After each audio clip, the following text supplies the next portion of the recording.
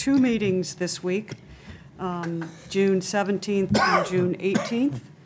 So this is our first one. I'd like to call this meeting to order and ask our Vice Chair, Dan, if he would lead us in the Pledge of Allegiance. Please rise. I pledge allegiance to the flag of the United States of America and to the republic for which it stands, one nation, under God, indivisible, with liberty and justice for all. Thank you. Thank you.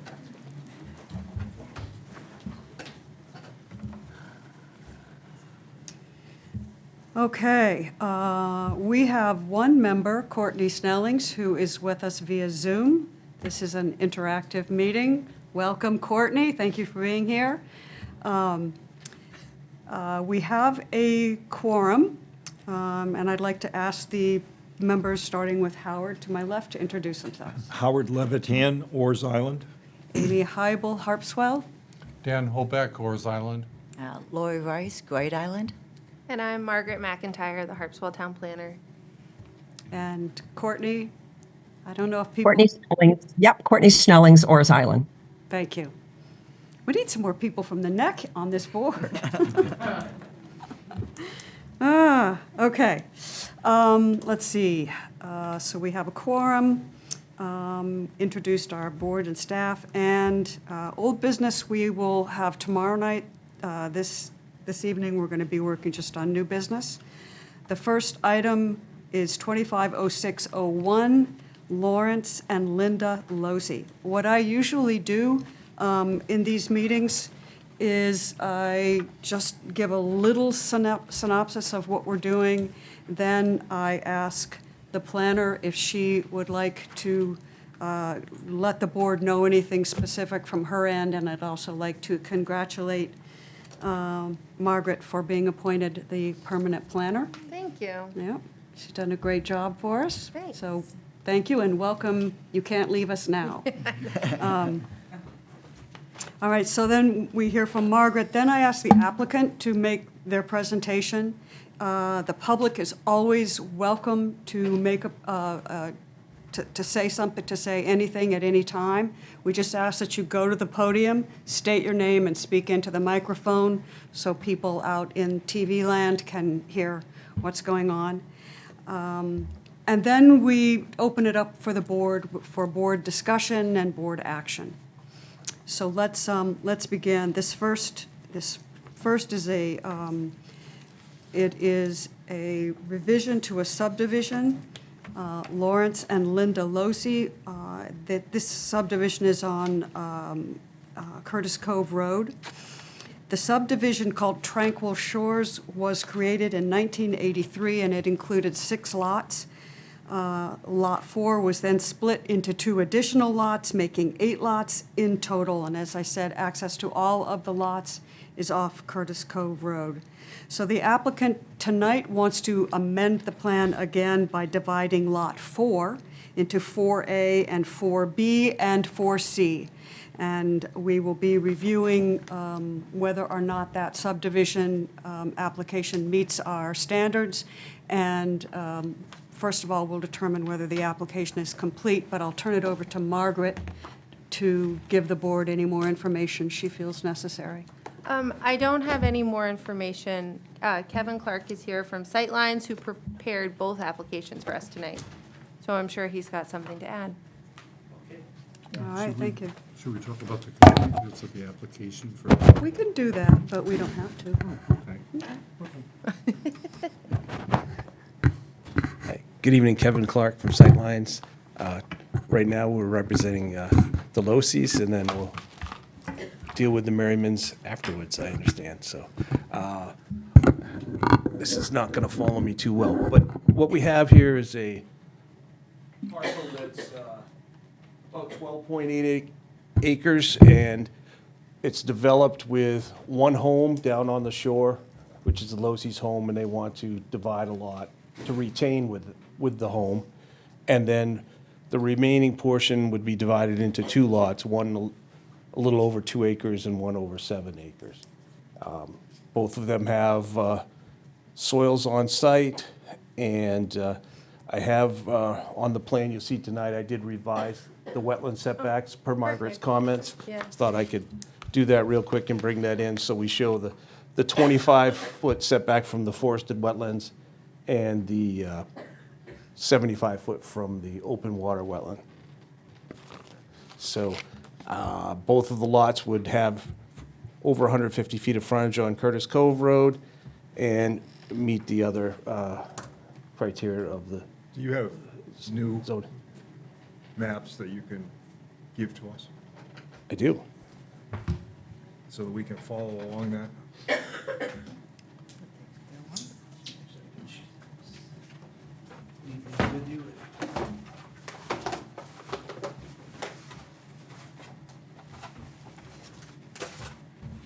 This version,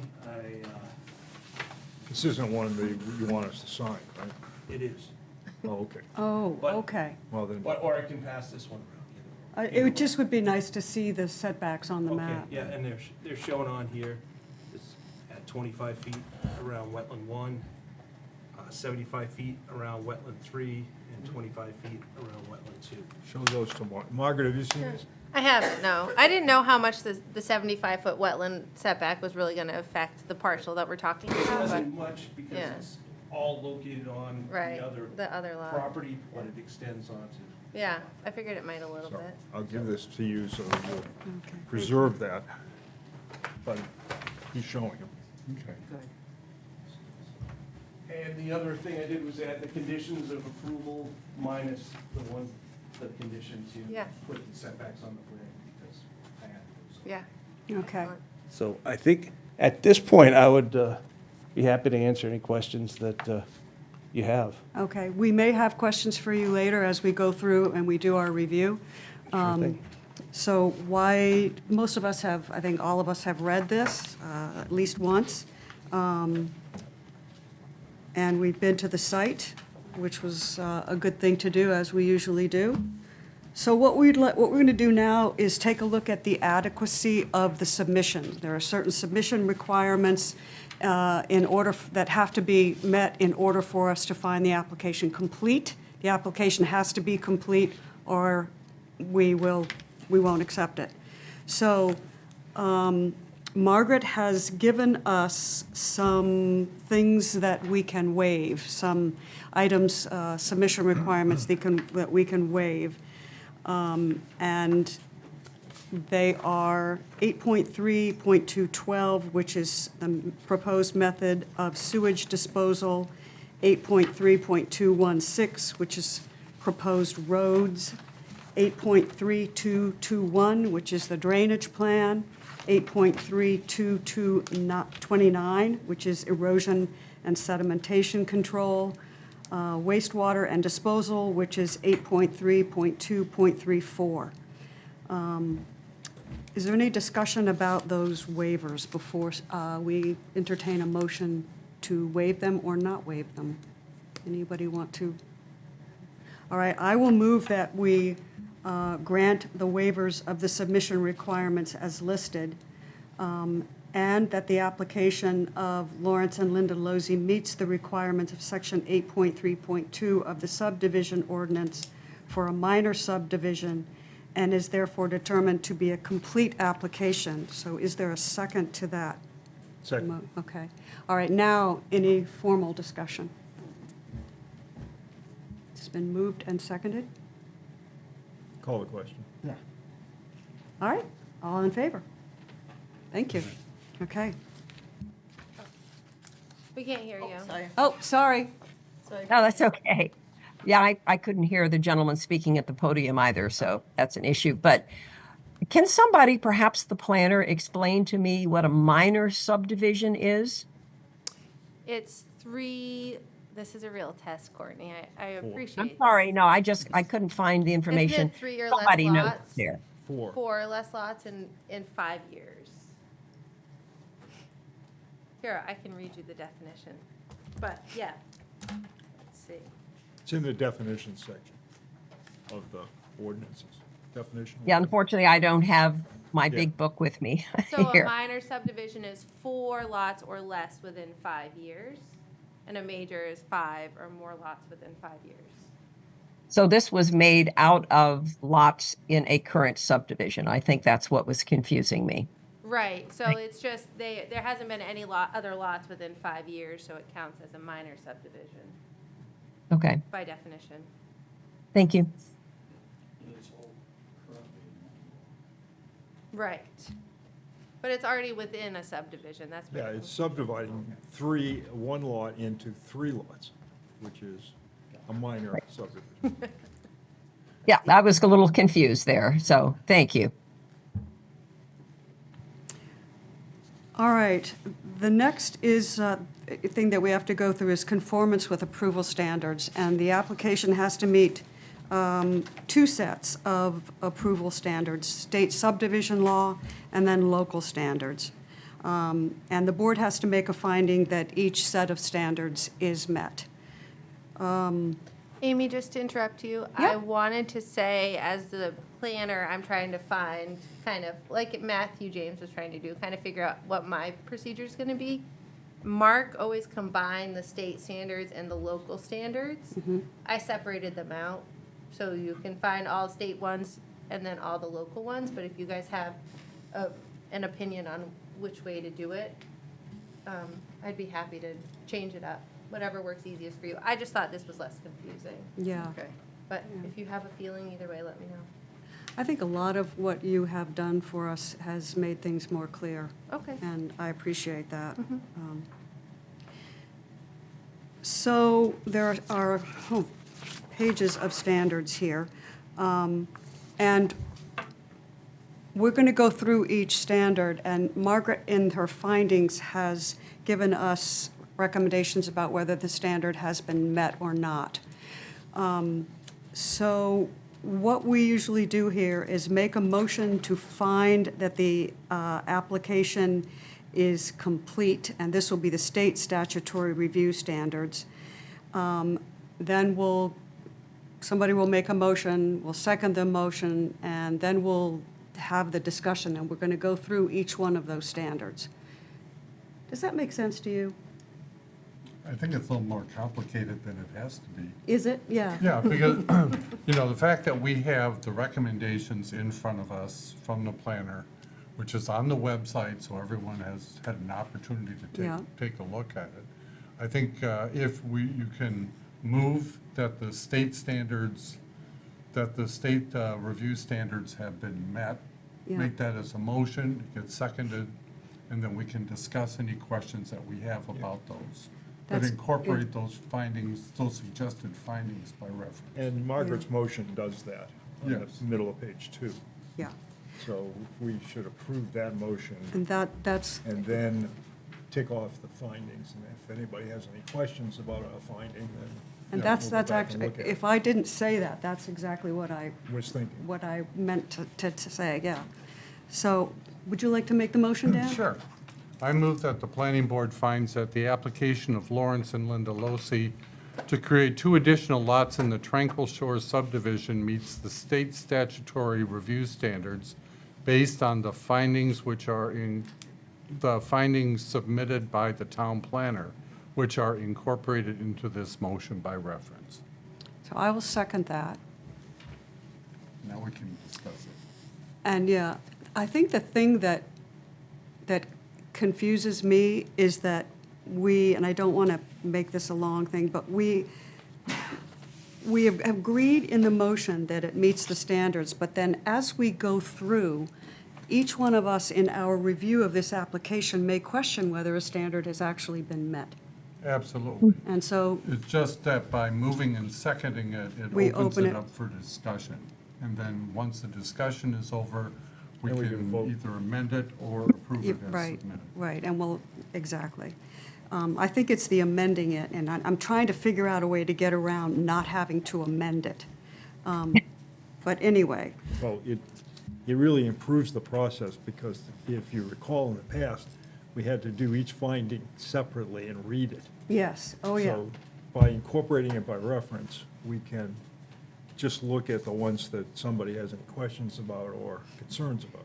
Yeah, and I get that, but what I'm trying to come up with, I'm sorry that I'm thinking on my feet here. And I'm trying to figure out how we can do is without making a motion, just going through the findings. Once we go through, or going through the statute, and then once we've had our discussion, then we read the motion, finding that it's complete, and we vote on it. So I'm sort of suggesting we do it backward, but we can discuss this at a workshop. We have this in here. So the motion has been made and seconded, and the findings relate to pollution.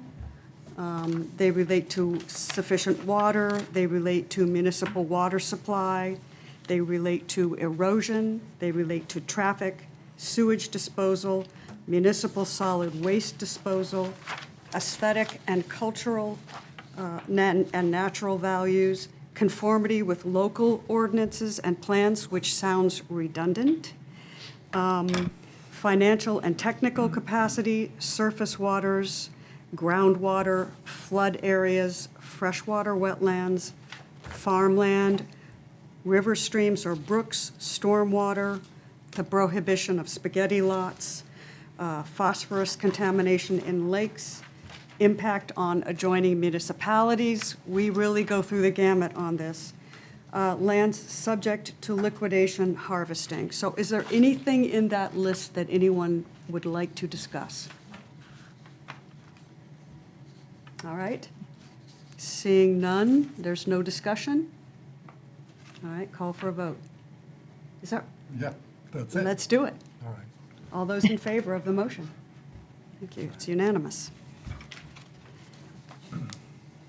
All right. Now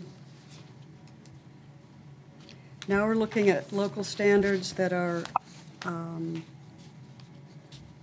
not applicable to the application, and those are flexible lot size subdivisions, offshore islands, and workforce housing. I move that the planning board finds that the following standards I just read in section 9 are not applicable to the application. Is there a second? All right, any discussion? Were you seconding, or do you want to discuss? I was getting ready to vote. Okay, all those in favor? Thank you. All right. Now we move on to local standards that are applicable to the application.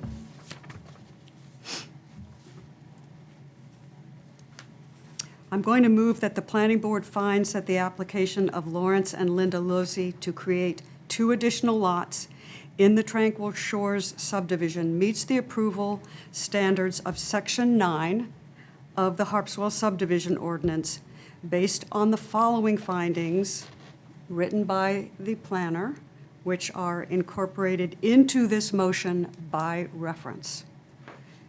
Is there a second? I'll second it. All right, we have a second. All right, let's read through them. The first one is conformance. The second one, that's 9.1. 9.2 is municipal services. 9.3 is the preservation of the landscape. 9.4 is lots. 9.4.1 is 2-acre lot size subdivisions. That's a standard that has to be met in subdivisions. 9.4.2, which deals with flag lots or other odd-shaped lots. 9.5, land not suitable for development. 9.6, required improvements. 9.6.1 is lot markers. 9.6.2 is water supply. 9.6.3, sewage disposal. 9.6.4, fire protection. 9.7, erosion and subdivision control. Can we stop at fire protection? Yes. The original subdivision was before we had the requirement for fire protection, and so I added in there that the new houses will have to have a residential sprinkler. But I think that could be up for discussion with you guys if anybody. I have a question on that, if that's Yeah. a good time. You're on well, and to get water pressure to do a sustained sprinkler, what's the requirements? It doesn't come from the well, it comes from a tank. like Okay, a so a holding 10,000, tank? yeah, like a 10,000 gallon tank or something. And the whole goal of a residential or sprinkler system is just to get the inhabitants out while the fire department gets there. So it's just buying you a little bit of time. Okay. Yeah. We still have a residential sprinkler requirement? Just in a subdivision, just in subdivision. It's not for sprinklers, for fire protection, so. And I don't really know the history of this, but usually it's either a fire protection pond Yeah. or water source, or you have residential sprinkler systems.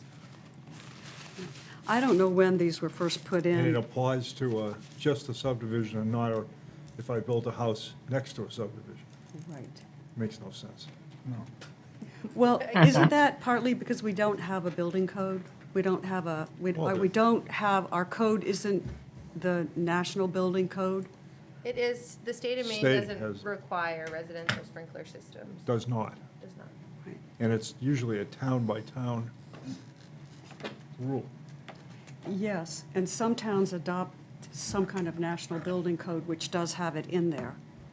You know when that came about? I don't. If we had someone from the fire department here, they would undoubtedly say that they approve the sprinkler systems. It makes their job easier.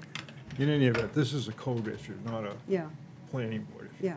I don't have any problem with it. It's Yeah, a, and- it's and a subdivision ordinance requirement, though. Yeah, so Yeah, but, there's you nothing know, to do with it. in order for someone to get a building permit, they would have to meet all of those standards. Right, but- Yeah. but not for, it is a subdivision requirement, too. Yeah. Okay. And so anyway, Margaret called. Sorry to stop. Thank you for. Sorry to stop, I just wanted to point that No, out. thank you Okay. for Thank you. doing that. I think we're prepared to continue on with it as written in the findings. 9.7, erosion and sedimentation control. 9.8, utilities. 9.9, construction in flood hazard areas. 9.10, impact on wetlands. And the So this- plan now This is now, allows us to meet the standard. The standard is now met, but is based correct. on the newly revised correct. plan. that is correct. So in Margaret's findings to the board, she noted that those setbacks were not met and that the board needed to, and she recommended that we find that the standard was not met in her findings, but now it is met because Margaret has communicated with Sightlines and it's been done. Okay, 9.11, impact on groundwater. 9.12, stormwater management. 9.14, aesthetic, cultural, and natural values. 9.15, traffic. 9.15, well, 9.15 in all of it, traffic. 9.16, homeowners and landowners association. 9.17, community docks. 9.19, spaghetti lots. 9.20, liquidation harvesting. All right, a motion to accept, Can I ask a question? yes. 9.16, homeowners association. Somewhere in this ream of papers that we've cut, it was pointed out that the homeowners association has expired.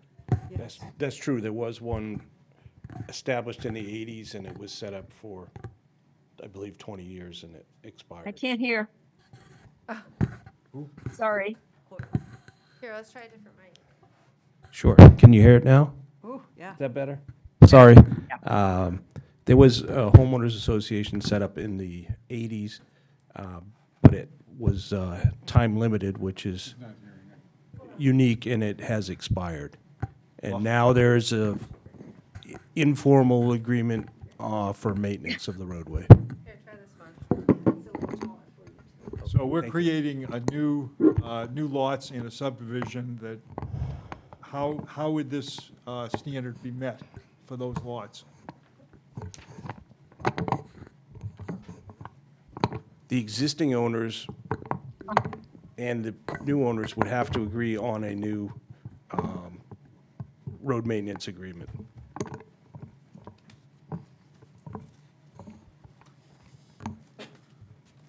Because there is no agreement in place now. It's basically a informal agreement. Yes. And how do the road expenses get dealt with in that informal agreement? I'll let Larry speak to that. He's Somebody does it, and then everybody chips in? We don't have a formal agreement, however, Jeremy Parr paced off all of the road. We divided it up as to who owns what portion of the, what percentage of the road we use. Those that are using it for commercial purposes pay a double assessment. I get the bill for the snow plowing, pay it, and collect from the others. For road maintenance, we each pay the contractor our share of it.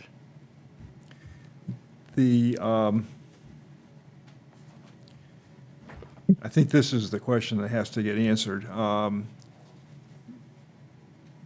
There is an easement. Is there an easement in the documents for the road that everybody has a right to it? Is it shown, or is it just shown on the original subdivision plan as a road? I have, It's shown on the original subdivision plan as a right-of-way and included in deeds. They also reference the So 50-foot right-of-way. so it's not common property. It is not common property. Okay. It's only an easement across others' lots. So my interpretation of 9.16 is that if it's not common property, you don't have to have a homeowner association. But someone ought to look at that and make sure I know what I'm talking about. It says if commonly owned property is proposed, subdivision plan shall have a homeowners association. That implies to me that if it's not common property, and the more common way of doing this is as they have done it, just putting a road or a right-of-way on the plan gives everybody the easement rights. It's an easement by, An easement, but the ownership still lays with the Underlying individual ownership. underlying lots. That's correct. right. Okay, I'm comfortable with that. We good to go? Okay, the motion on the board is to find that the application of Lawrence and Linda Losey to create 2 additional lots in the Tranquil Shores subdivision meets the approval standards of Section 9 of the Harpswell subdivision ordinance based on the findings we just reviewed. That motion has been seconded. We've had our discussion. Is anyone from the public want to comment on? I have a quick question. Yes, would you go to the, Oh, sure. yeah, thank you, and state your name, and so the whole public in the TV land knows who you are. Sure. Nathan Ackerman, 1498 Harpswell Neck Road. I was just reading section 9.11 about the impact on groundwater. And I was just curious how, for these subdivisions, it says the groundwater withdrawals by a proposed subdivision shall not lower the water table beyond the boundaries of the subdivision. How is that assessed? And is it something that periodically gets checked? Or I'm curious how you actually figure all that out. Did you hear that, Courtney? I did. Yeah, Thank that's a you. Courtney question. That's a good one. Yeah, I think in the past, it's normally a finding that the 2 lots would not impact the area outside of, because that's why the town chose to have 2-acre lots. Because that would provide enough coverage. And also, we know that there's adequate supply from the records of existing wells in the area. So the minimum lot requirement of 2 acres is somewhat connected to the water usage. Exactly, and the sewage disposal. Got it. Good. Thanks so much. I just Well, have one other there's- quick question too. Just to further clarify, and that's one of the other reasons why we have a maximum lot coverage for impervious surfaces, just to make sure that we're able to do that as well. Ned, it also gives. Nathan, sorry. I'm sorry, Nathan. That's all I'm right. sorry.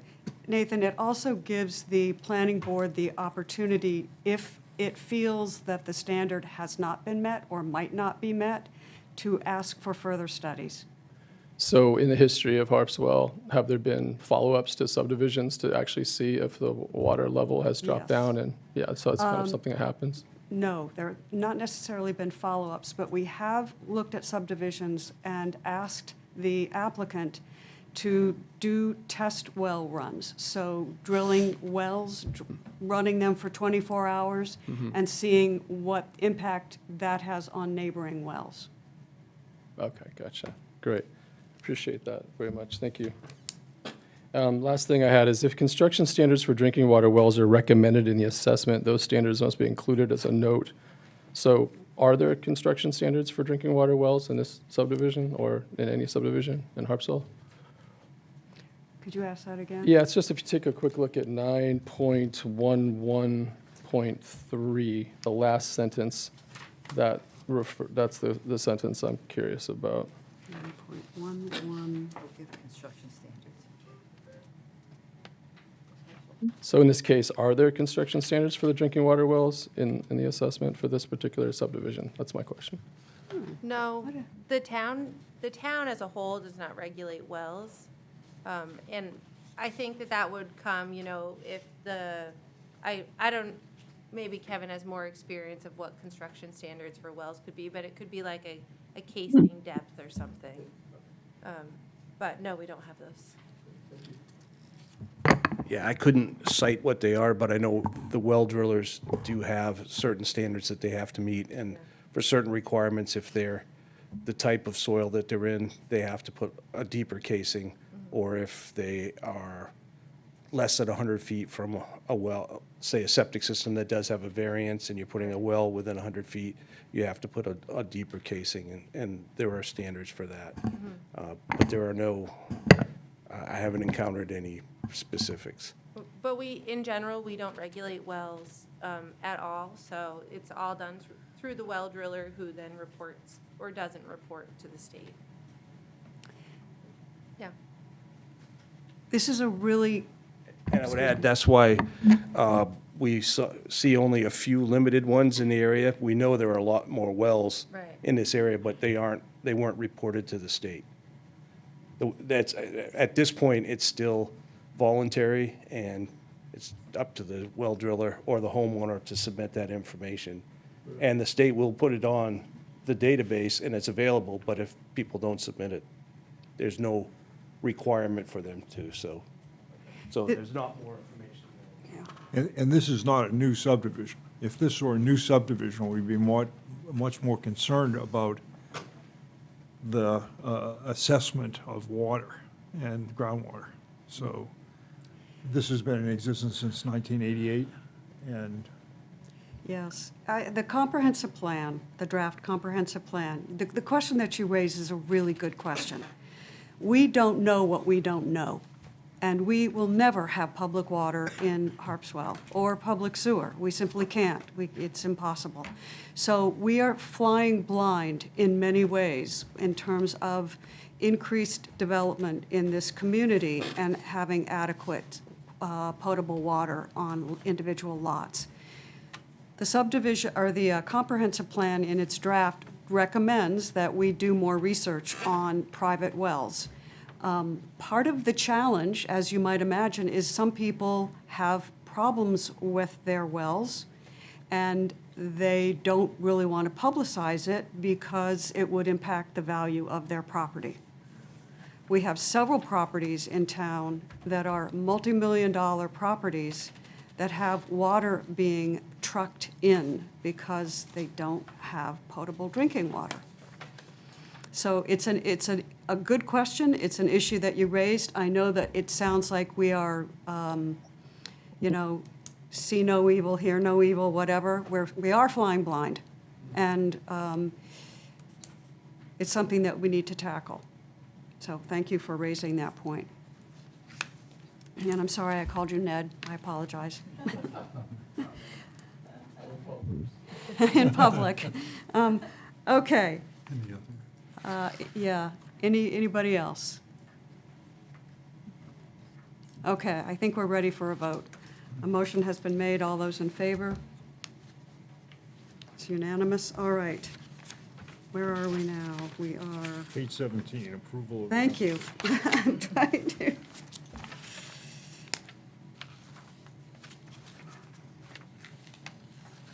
we go. Does anybody want to make a motion? I don't have to make them all. Would you like to make a motion? Sure, I'd love to make a motion. I move that in light of these facts, with consideration given to the supporting documentation in the record, that the planning board reaches the following conclusions. The planning board finds that Lawrence and Linda Losi have met the standards of the Town of Harpswell subdivision ordinance. The planning board approves the application to re-subdivide Lot 4 in the Tranquil Shore subdivision into 3 lots, subject to the following conditions of approval. 1, the approval is not final until such time as the final plan has been signed by the planning board. 2, this approval is based on the plan prepared by Sightlines dated October 14, 2019. What's the date of the revised one? Would Today's date, so it's as revised on June 17, 2025, and on all submissions and information provided by the applicant at final approval, whether referenced in any findings or conditions of approval. 3, the approval is dependent upon and limited to the proposal and plan contained in the application and supporting documents submitted and affirmed to by the applicant. Any variation from the plan, proposals, and supporting documents, except de minimis changes as determined by the town planner that do not affect approval standards, is subject to the review and approval of the planning board prior to implementation. 4, the applicant shall comply with all state and federal rules and regulations that apply to the amended plan. 5, Sightlines will install lot markers in accordance with the subdivision ordinance, Section 9.6.1, prior to the sale or transfer of the 2 new lots. 6, any principal structure or any accessory structure that is designed to accommodate overnight occupancy now or in the future shall be equipped with a residential sprinkler system meeting the requirements of the state fire marshal.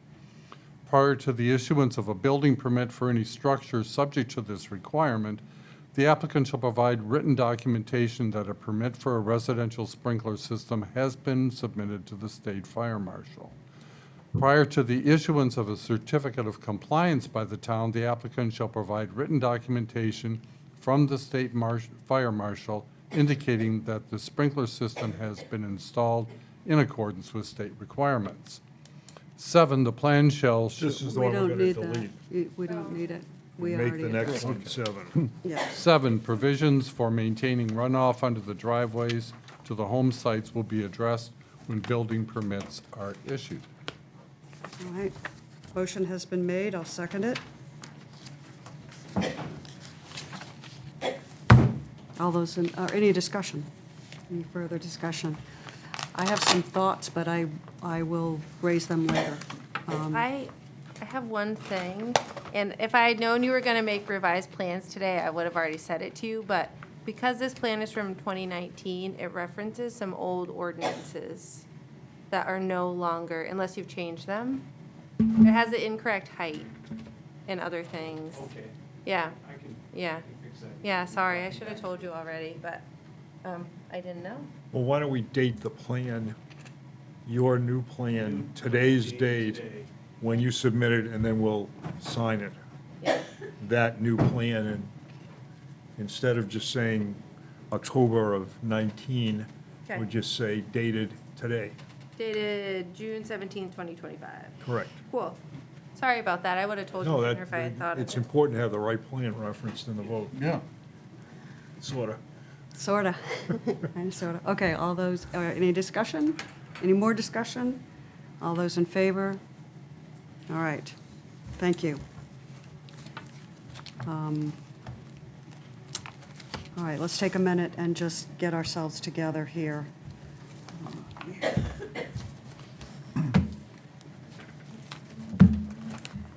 And I guess you want to take these back. Sprinkler system.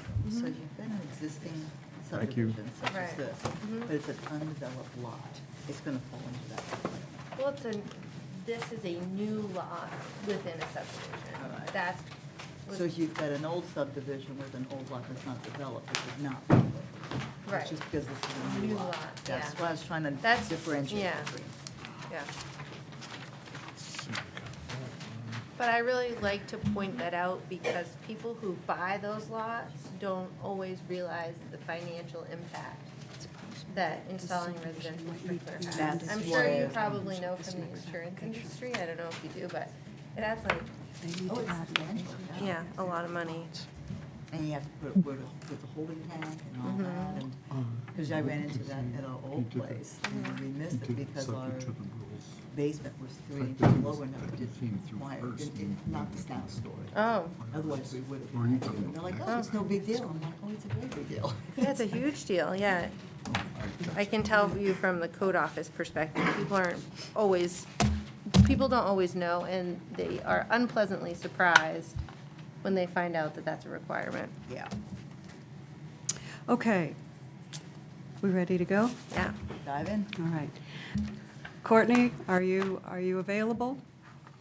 Yes, I had to move inside because the rain was such a heavy downpour. I thought it would drown out all conversation. Okay. So yeah, I guess that's moving. I didn't want you to have to watch me walking Recharging around. her well. Okay, so you're recharging your well, right? Oh, yeah, we see, okay.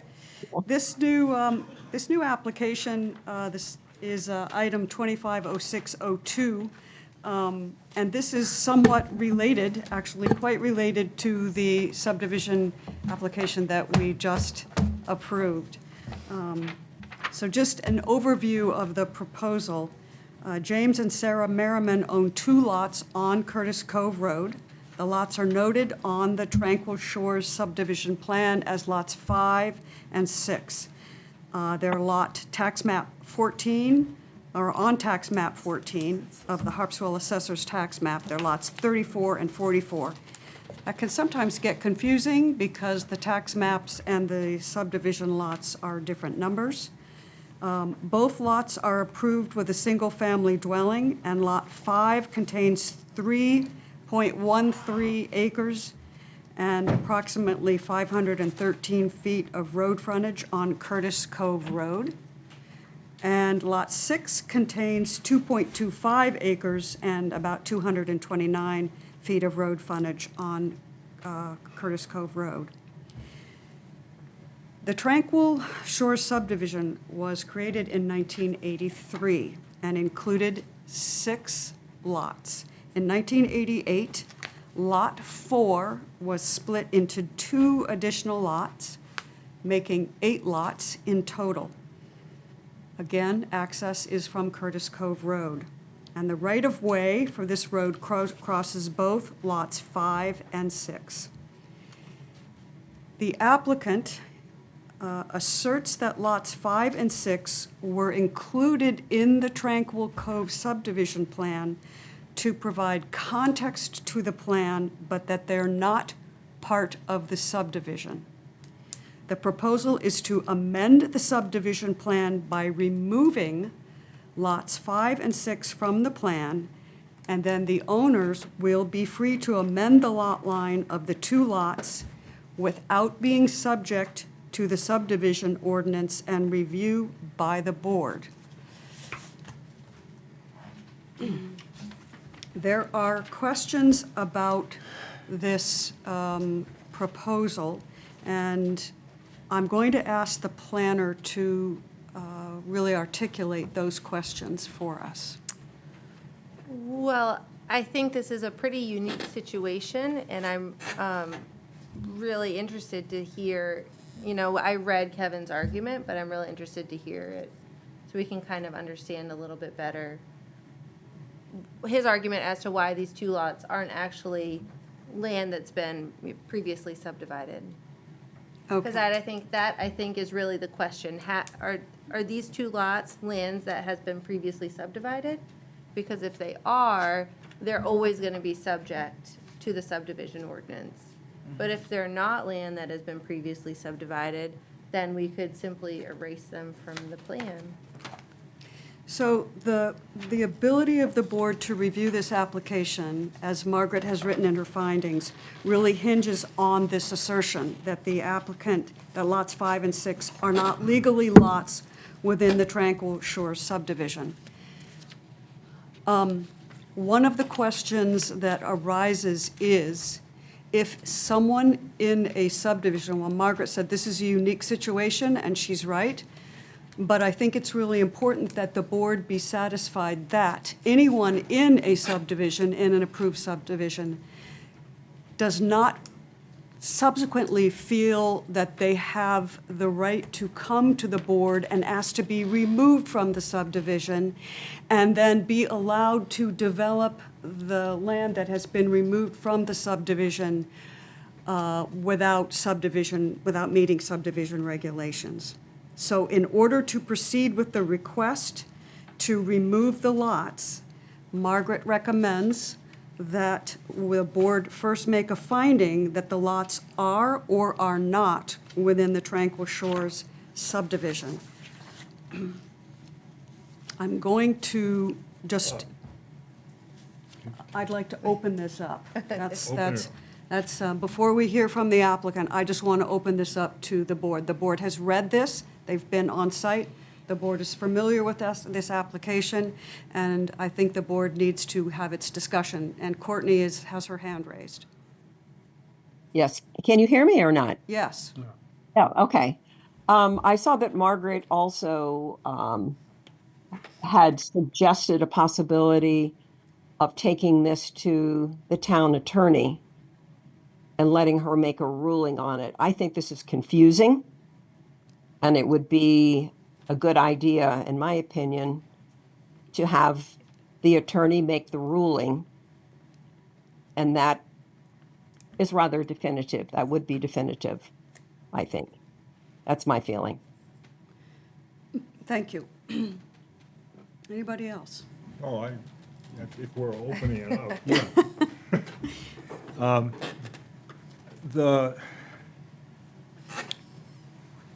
It's the normal word that is used when you are removing lots is called a replatting, as far as my understanding of it is. There's nothing in I didn't find anything in the state law about replats. I didn't find anything in our subdivision ordinance either. However, the lot line amendments section and the plan revisions after approval talks, 8.12 says, plan revisions after approval can approve any modifications in conformance with the state statute and section 12 of the ordinance. I don't see anything in the state statute or the ordinance that says we couldn't do this. So I'm not sure that the question of whether or not what the intent of everybody was in 1988 has any bearing on anything. Because if we have the power to do it, then we could do it. I'm not suggesting that we do it. I'm just saying that I think that the ordinance is broad enough so that we could do a replat in this type of situation.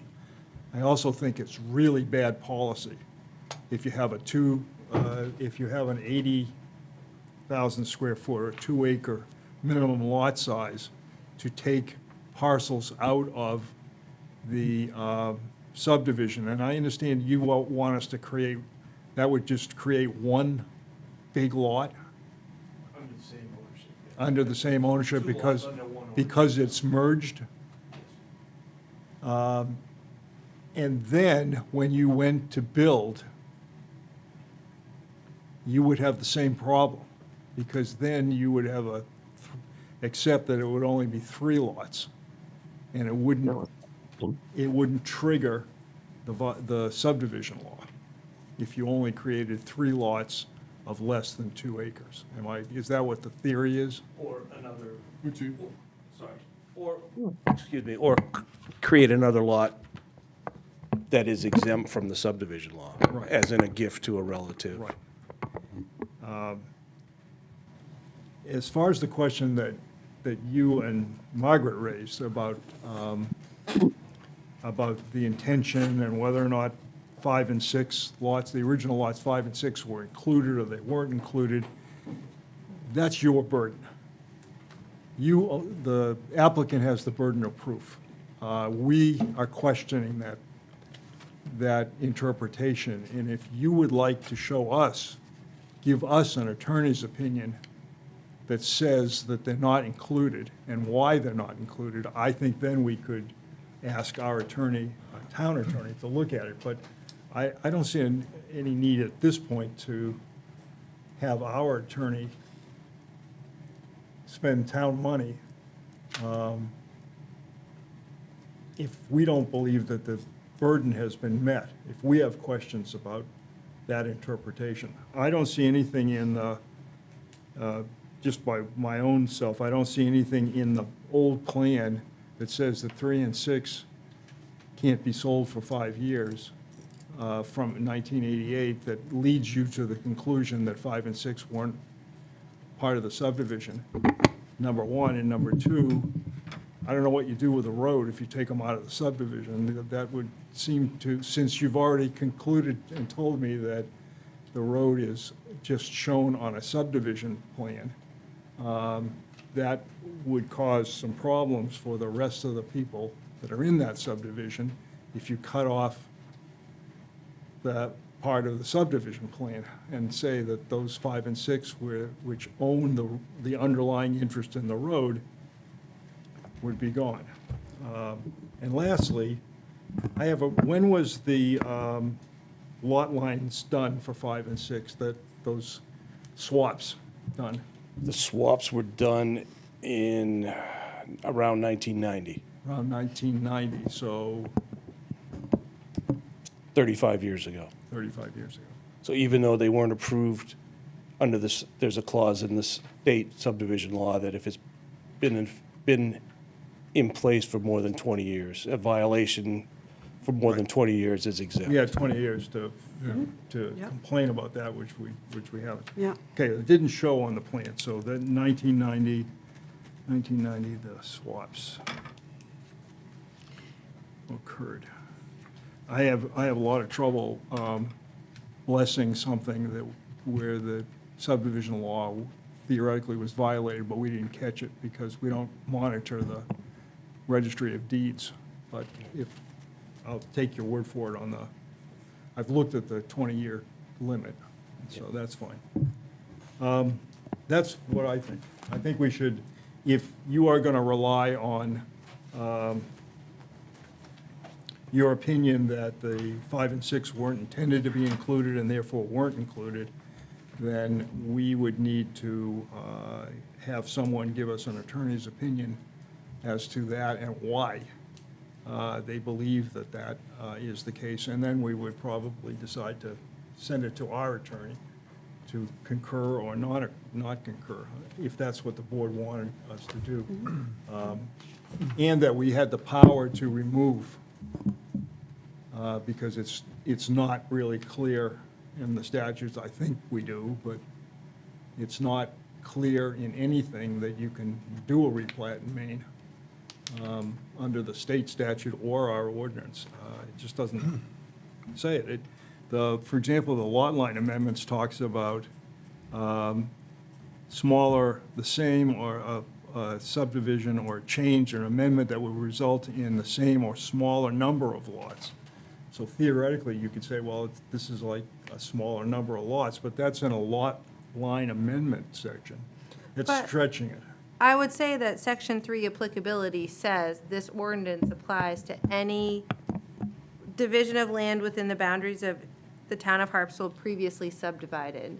So I think that means that no matter what, if it was previously subdivided, it's always going to be subject to this ordinance. And there's no way to remove it once it has been subdivided. Right. There's no way to remove it from oversight from the Right. subdivision. And I don't disagree with that. I just think that if they want us to take a different approach, then they need to show us legally that we have that power. And that would be a legal opinion. That would shift the burden to us to make a determination as to whether or not we agree with that. Thank you. This is sort of a threshold question that if you Yeah. can't get past this question, it doesn't make any sense to go further Right. tonight. Exactly. But we ought to hear from the applicant about that. I sympathize with what they're trying to do, because I would like to keep,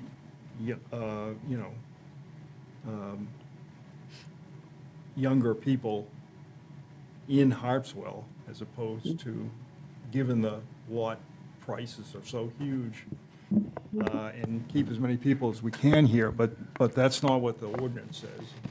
The ordinance says 80,000 square feet in a subdivision, and we don't have the power to change that.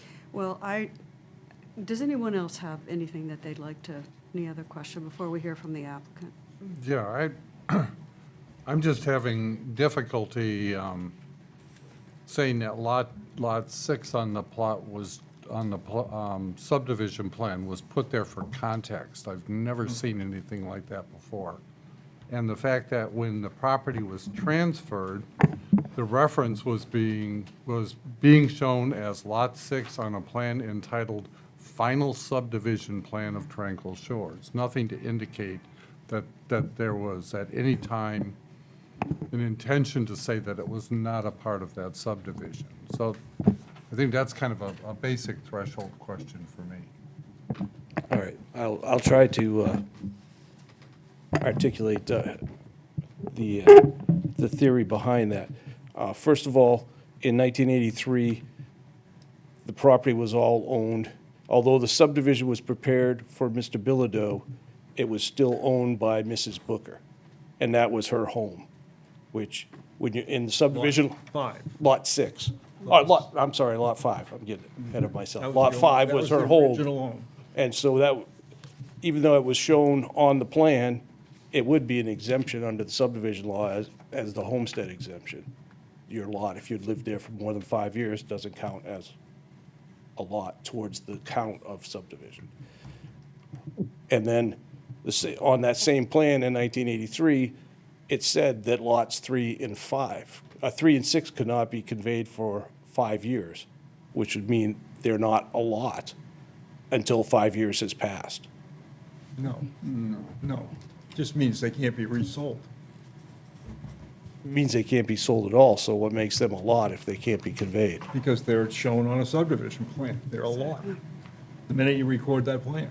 Yeah, and then after 5 years, did they magically become a lot after 5 years? Yeah, no. No, I think that's why Howard is suggesting that that we really need a legal opinion to indicate that these lots weren't part of the original subdivision. That would go a long way.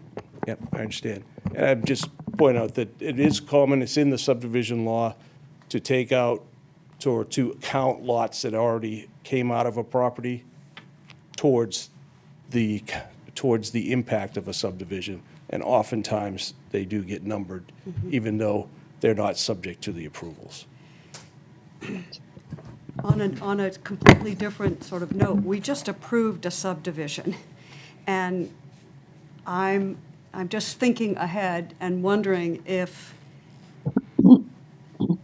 the legal opinion is that these lots have to stay in the subdivision, if there's some way that there could be divisions made that meet the the town subdivision minimum lot size by getting acreage from the subdivision that we just approved. Well, And that's a question that doesn't need to be answered now, but Sure. it's certainly something to consider if things go south for, with regard to the attorney's opinion.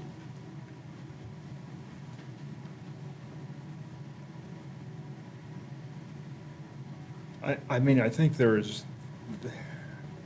somebody should talk to a really good land use lawyer about things like condominiums, even though they would count in the number of, it's still a subdivision. But you may be able to do something with the lot size, especially if, I thought that the owner of Lot 5 was going to buy some more land. So maybe with that land, I thought he was gonna buy one of your lots, actually, Mr. Losey's lot. If that's the case, does he have enough land, considering everything, to maybe change the plan or amend the plan further and take advantage of the flexible lot size that we have? For workforce housing, you mean? No, we have Flexible lot size. subdivision. Oh, I see what you're saying, Flexible like a lots planned Don't develop- yeah. have to be 2 acres, they can be less than 2 acres. Well, you still have to meet the 2-acre density. Yeah, but there's not a lot of density in this whole subdivision, so maybe with some creative land swapping, it could be figured out. Certainly. I mean, I'm not telling you what to do, I'm just suggesting that maybe there's another way around it, because I think that this is gonna be a little more difficult to try to get these out of the subdivision law and into back to a 1 acre or 40,000 square feet minimum lot size. Just my own personal opinion. But I'm certainly willing to look at a lawyer's opinion that tells us that that they weren't included originally, and that we have the power to replat and kick them out and remove them. I'm a little surprised that the other owners didn't think about the access when they gave their permission for that, but Well, I think. they'll figure it out. I think the right-of-way, there's no intention of cutting off the right-of-way. The I right-of-way know still that, but when you're exists. talking about intentions, you've got to really have it in writing. And that's why the homeowners association was a good idea for the subdivision laws. Anyway, Yeah. I'm not telling you how to do your business. Just state your name and, Yeah. My name is Larry Losey. I am the person that bought the property that's been there the longest now. And what we bought was the remainder of the developers. We found out when we went to refinance after building our house that it was an illegal transfer of land because it was less than 5 years. And let's just say I recently found out, thanks to Kevin's research, that I don't have a right-of-way to get to my house. That got left out. No, that's one of this summer's projects. So there were a lot of things that were not well maintained through all of this. The good news is we've got good neighbors. Yeah, good. I completely understand what you're saying, and I think Happens a lot. I think this happens a lot, and I think this is one of the really good things about living in Harpswell. And I also look at the Merrimans and what the Merrimans are trying to do with their family and fully support that effort. I would do the same thing. Our challenge is to correct mistakes that have been made and not make any more mistakes. That's our challenge, is to make sure that as we move forward, things are in compliance and they're very clear. And that's the obligation and the duty of the board. And so in terms of seeking legal advice, I think that if you get legal advice, that goes one step toward making our job easier. Because we aren't lawyers, and we don't want to start setting precedent for taking lots out of subdivisions without having legal advice, because the ramifications down the road could be plenty. And we've already seen what happens when planning boards really don't dot their i's and cross their t's, and we really have to do that now. It protects people who own the property down the road, and it protects other property owners in the future. So, Nathan, did you want to say something? Okay, all right. Any, Comment? yes, absolutely. We're neighbors, I think probably. Yeah. You must make the short walk to the podium. I think I would argue that we're probably the ones that would be most impacted by this decision, based on the location of our property. But I wanted to be here tonight for a couple reasons. One, just to learn a little bit more about what the impacts would be under the two scenarios, but mostly to say also that we support Jim's family in their efforts to make this happen. And I don't want to go any further than that, just to say that, we're not lawyers, but, we understand what they're trying to do. And if that is to add an additional house, then, we feel like I agree with exactly what you just said, Amy. So thanks. Thank you.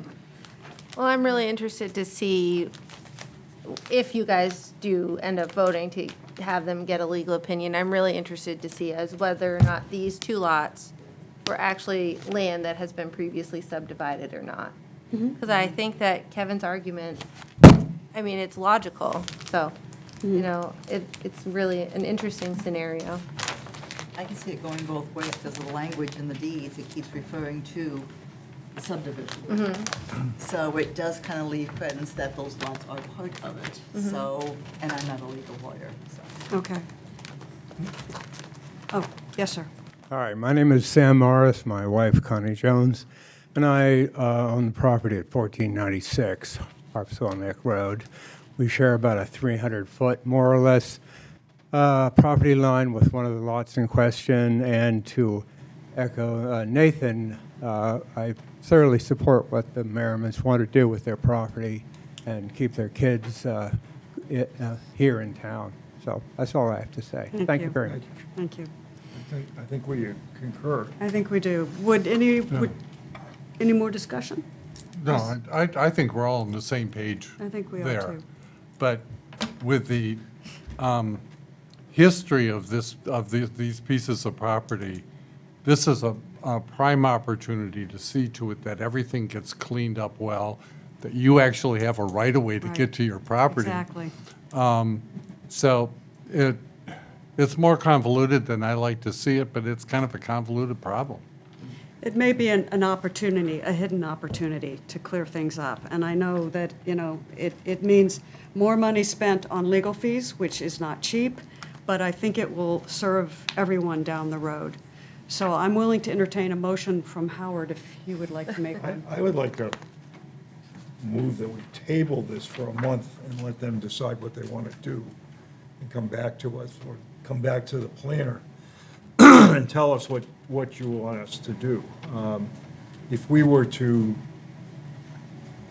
go ahead and take a vote tonight, I don't think it would be favorable. And so I think that it's really important for you guys to, you may not want to, the members may not want to spend legal dollars. I don't blame them. I don't like that alternative either, but it's not, we normally would, when we have these complicated legal issues, we get an opinion from the applicant's lawyer, and then we take it and show it to our attorney, and see if she concurs, and then if there's a dispute about it, it gets resolved one way or the other, usually by the planning board.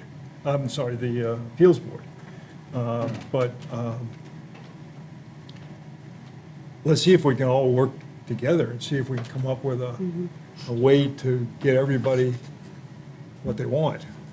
And hopefully that's a good solution, but this is a tough one. It actually may be pretty simple, and, unfortunately, it may mean that the Lucys have to come back and amend another subdivision plan to make sure that the Merrimans get all the acreage that they want. That's a possibility, but at least that potential is there. So this is probably going to happen, hopefully, one way or the other. But we absolutely support, there is a right to fishing law in this town. It doesn't supersede the town ordinances, but it does lay the groundwork for us to support exactly what is being tried here. And so we're behind it. We just need to have legal counsel. So we have a motion, Howard just. Motion to, delay for a month.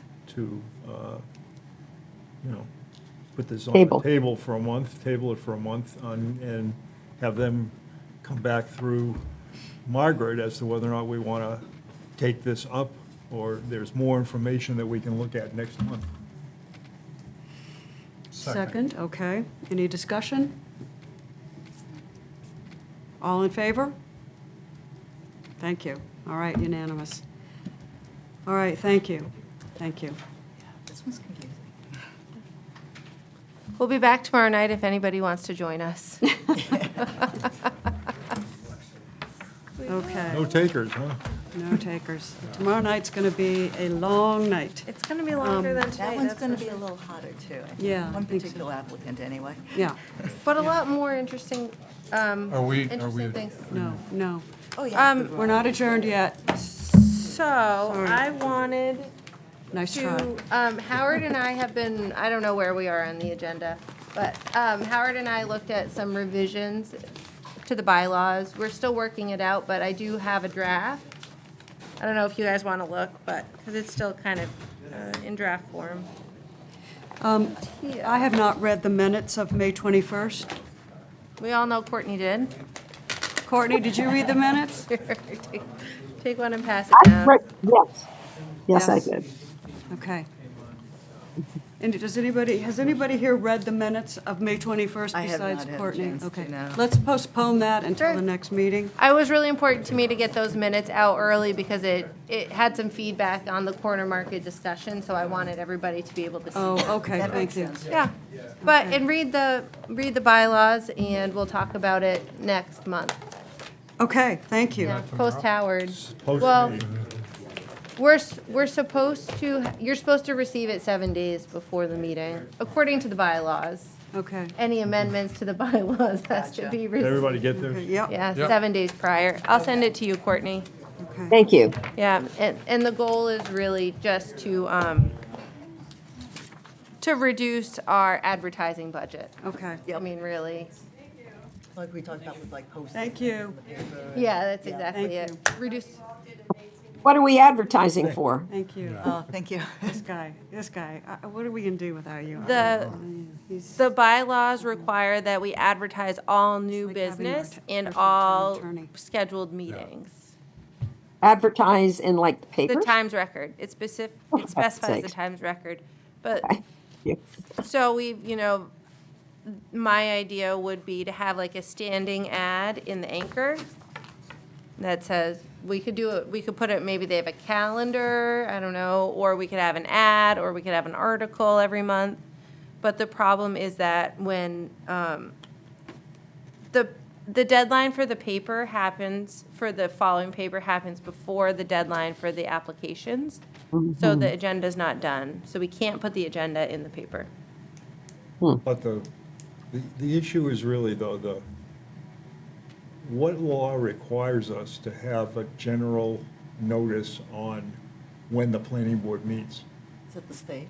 as opposed to what the agenda is? In other words, you have to, certain parts of the state law, the site plan law, the subdivision law, require notice Right.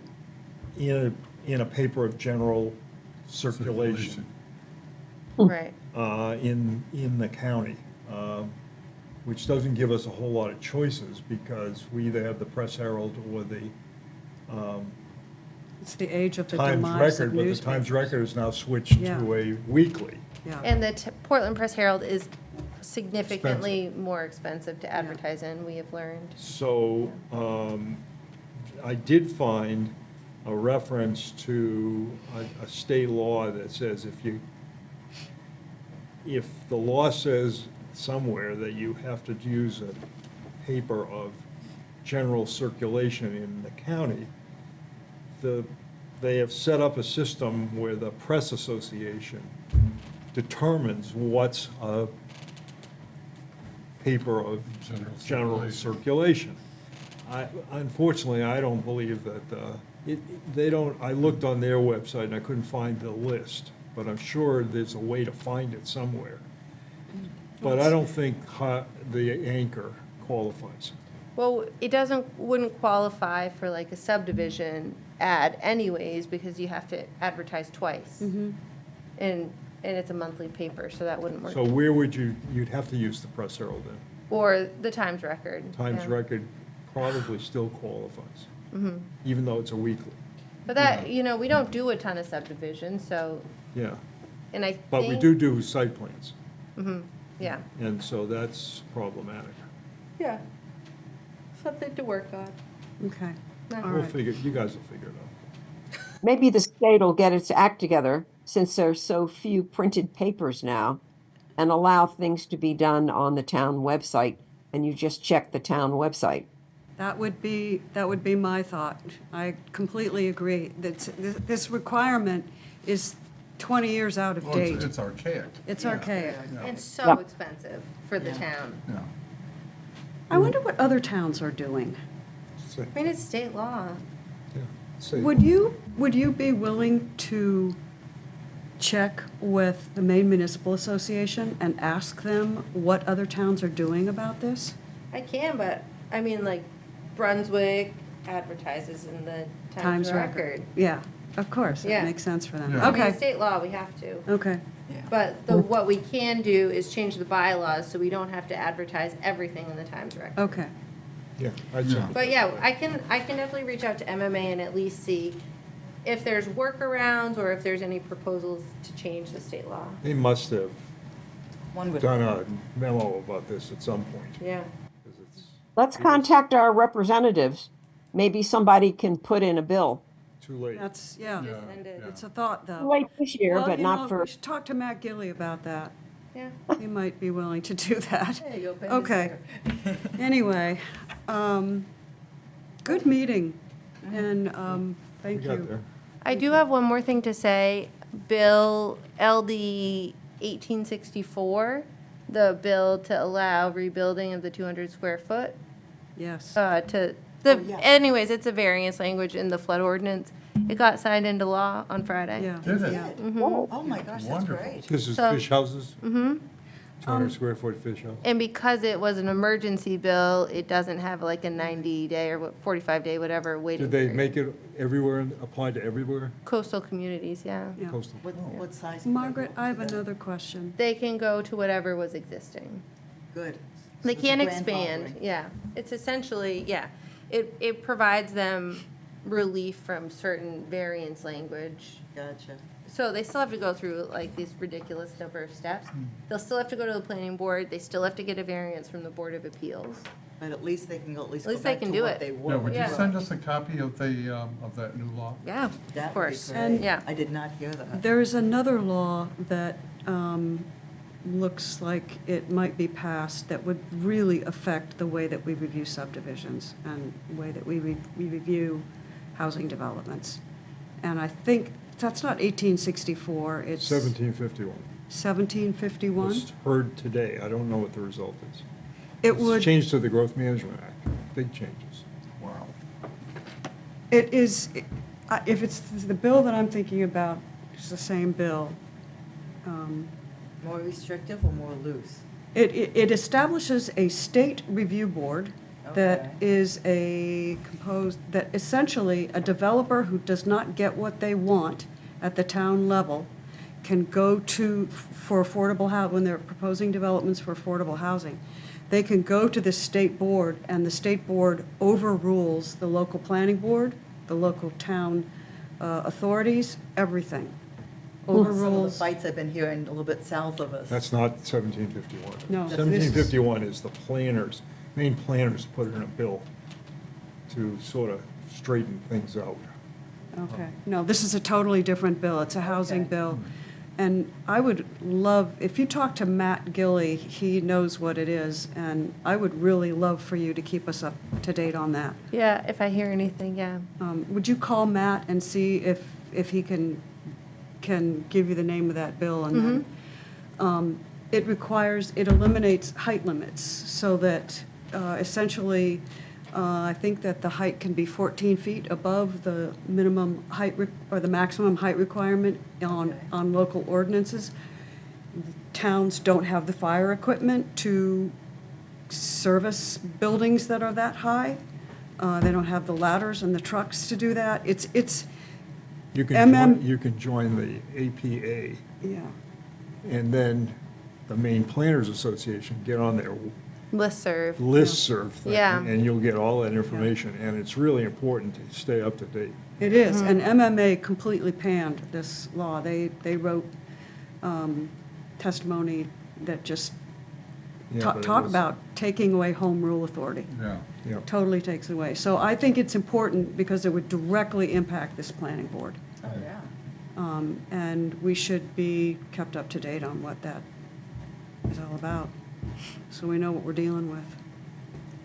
Well, a lot of those bills don't get passed. And then, Well, this you know, one, where there's controversy, and then at the end of the year, we'll get a review from them. And MMA sends out something, Maine Planners does, with all the new laws. Yeah, And I which know. ones you have to look yeah, at, yeah. and when they take effect. So the 90 days will start running sometime when they prorogue, so Yeah. next month.